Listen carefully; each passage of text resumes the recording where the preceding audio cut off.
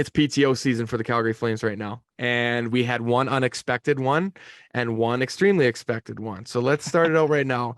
Rob, we'll save the expected one for last. But what were you thinking when the Flames announced that they signed Cody Eakin to a PTO? Yeah, I mean, I'll be totally honest. It didn't really do a whole lot for me. Mm-hmm. I mean, I think Cody Eakin's being brought in to be a veteran forward in the preseason. I think you need 8 veterans for every single preseason game. So he's definitely going to help get that quota and like the split squad game versus Vancouver to start, and when they head on the road as well. So, it's adding another body to the team. I do think the Flames need a veteran kind of 13, 14 forward, kind of like what Brett Ritchie and Brad Richardson were Yeah. to the Yeah. team last year. So, I mean, Cody Eakin could absolutely fill that role. I think Daryl Sutter will like him because he's got some decent size. He won 56% of his faceoffs last season, which I know Daryl will love. He can play in the penalty kill, and he's got some playoff experience too. He went to the Stanley Cup Finals with Vegas in 2018. So there are definitely some Daryl Sutter attributes there. It makes a lot of sense why the Flames would bring him in. I don't think he's going to move the needle much. I think it would be like a Brad Richardson. Maybe he'll play in half the games if he ends up making the team. But I do like the idea of bringing in a veteran forward because I don't want Adam Ruzicka and Cole Schwinn and Jacob Pelche being healthy scratches with the Mm-hmm. Flames. That just doesn't make sense to me. So I think having that kind of 13th veteran forward makes sense. So, I mean, overall, it's fine. Like, it's okay. It's not the best move. It's not the worst move. He'll probably make me league minimum, but I am happy that they're bringing in a veteran like 13, 14 forward right now because I think they need it. Right. And Noah, do you actually think that he has a chance to actually make the roster? No chance. No chance. You're Oh, giving him probably no no chance at chance, all. really? No, You no. think? And people can go back and replay this clip, but it's pretty much as it is, right? I think he's going to be only used for the preseason, and that's it. Probably after that, and he might be a waiver or a cut from camp or something like that. By the way, I want to ask about Eakin, but was he the one who slammed Pavelski on his head in the playoffs? He was, yeah, he was. He's a good memory. Western leaguer. Like, he played in Kootenay. Yeah. He's my age, so I had a bunch of guys from my high school. They all played out in Kootenay for the Kootenay Ice. So I've known of him for a while. I think he's actually could be wrong. He might have won a Memorial Cup, maybe. But he's Daryl's kind of like, I wouldn't call him like Kadri style Daryl Sutter player. He's got kind of the workings to be a Daryl Sutter player. And Robert, you're right. I think it's probably more like a Brad Richardson guy that if for whatever reason he does end up making the final roster, which is slim, but there's still a chance, man. They're going to give everybody a look. He'll probably be up in the press box quite a bit. At the end of the day too, man, like, injuries happen, and that's part of the game, and injuries can happen in training camp too. So it's nice to have kind of a veteran presence like that. Like I said too, it's you're probably right. Like, they got to fill the quota for the veterans in preseason games and stuff like that too. But at the end of the day too, you guys are right. Like, Robbie, you're right. He was good on the draws, and whether that's the move to Buffalo kind of hurt his game, or I think because he got traded from Vegas to Winnipeg and then signed in Buffalo. Yeah. But I looked him up. There was a year in Vegas. Maybe it was when Vegas was hot. He had like 22 goals. So can he find that form again? Can he be that player? Who knows, man? Like, it's good to see them making moves. At least they're trying. Now, one thing I will say about Eakin, which will transition to the next PTO, is maybe Eakin's at a point in his career where he just wants to hang around in the NHL, right? Or whether that's him being in the AHL, waiting for a call up. He's not ready to go sign in Europe or something like that. Maybe that's what he wants to do. Maybe knowing that Calgary, okay, the Calgary Wranglers are playing in the same building, the same city. Maybe there's an opportunity for me to hang there. Who knows? But speaking of a guy who has prolonged his NHL career by just strictly wanting to be there, I don't know if this news was more exciting than the Kadri signing, but Michael Stone is back with the Calgary Flames on a PTO.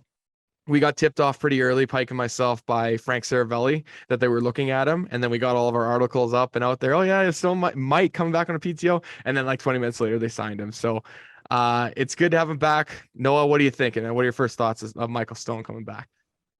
This has become like a yearly tradition now of the Michael Stone signing to a PTO. No, it's, you know what? I have to say, like, I think under Daryl, he absolutely played very well playing under Daryl Sutter. And, I think at certain points during his tenure as a Flame, like, I think, he was mismanaged to an extent and he was never given the proper role. But now with Daryl, he's been given the proper role where he's really excelled under Daryl. So, I mean, I have no problem bringing back Michael Stone. Okay, what are you thinking, Robert? I'm pumped they brought back Happy Gilmore. Can't wait, man. Just can't wait to watch this guy just unleash bombs from the point in the preseason. But like in all seriousness, I mean he's like a half decent player. He's a decent like number 7, number 8 defenseman. You know, everything you hear about him in Calgary is that people just love him, people respect him, and I guess he accepts the role of being a 7th defenseman really Right. well. You know, a lot of guys might come into Calgary and be like, I want to play in the top 6, and you know maybe not have a great attitude if they're getting sat, but you know Stone accepts the role, and he's a Calgary guy, which I really like. But to be totally honest, I just don't see a role for him on the Flames roster this season because they already have 10 defensemen on one-way deals. So they got the big 6, kind of the starting 6, and then they also have Connor Mackey, Juuso Välimäki, Nicholas Milosh, and Dennis Gilbert, all making Right. NHL money this year. So, you know, does Brad Treliving and Murray Edwards, do they want to be dishing out, you know, NHL money for 3 or 4 of those guys to be playing for the Wranglers next year?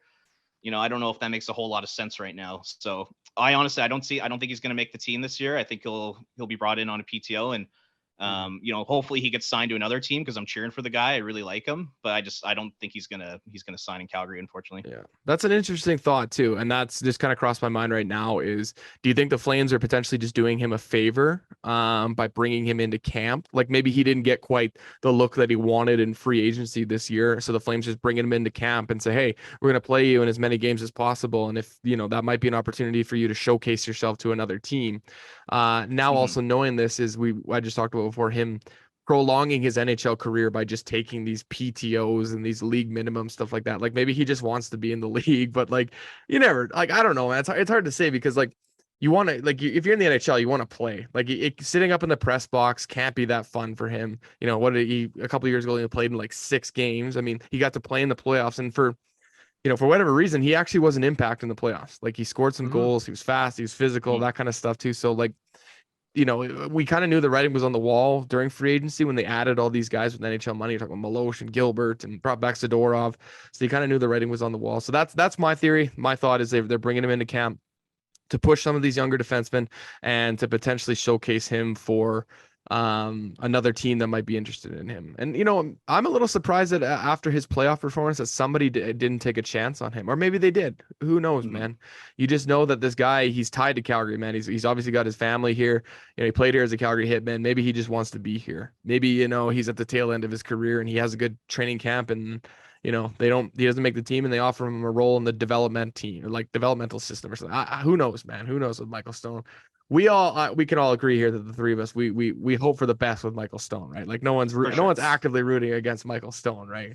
He's been a good No, soldier, absolutely and not. I think I could be wrong, but I think I saw something like Brad Treliving he has given him like 5 contracts since he's been here, and he's only been here since like 2015 or something like that. So it's a unique Um, story.